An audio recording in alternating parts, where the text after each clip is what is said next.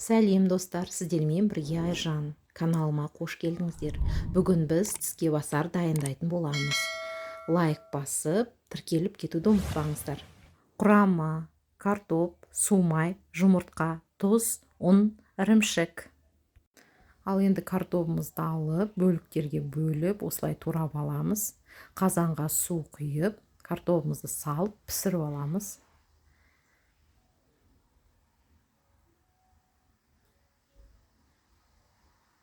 Дайын болған картопымызды алып, езіп аламыз.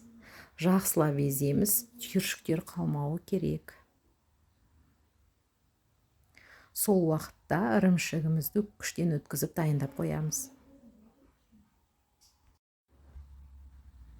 Картопымызға тұзымызды саламыз. Жұмыртқамызды құйып араластырып аламыз. Енді ұнымызды шетінен салып араластырамыз.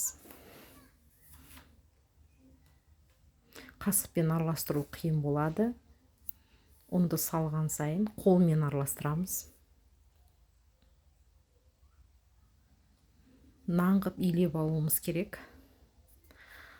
Содан соң үстіне су-майымызды құйып, осылай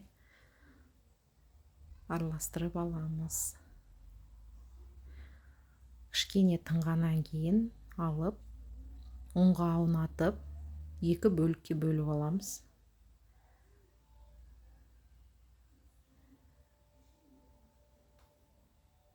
Осылай жайып аламыз. Бір бөлігін қойып қоямыз, келесі бөлігін алып,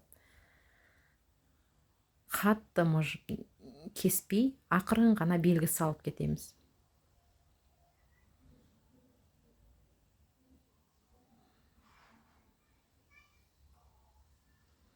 Бұдан кіші қып жайсаңыздар да болады. Менікі кішкене жұқалау болды. Ірімшігімізді салып, әр бөлікке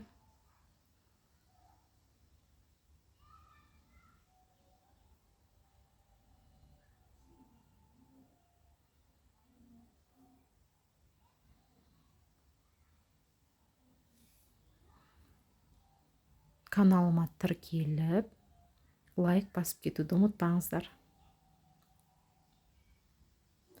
Бетіне бағанағы жайып алған нанымызды салып, шет-шетін осылай қаттырақ қып мұжып шығасыздар. Өйткені ірімшік шығып кетпеу керек.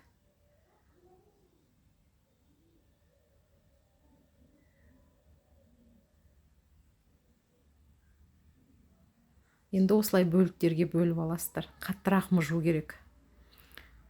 Ірімшік шығып кетпес үшін. Содан кейін кесіп аламыз. Қаттырақ баспаса осылай шығып кетеді.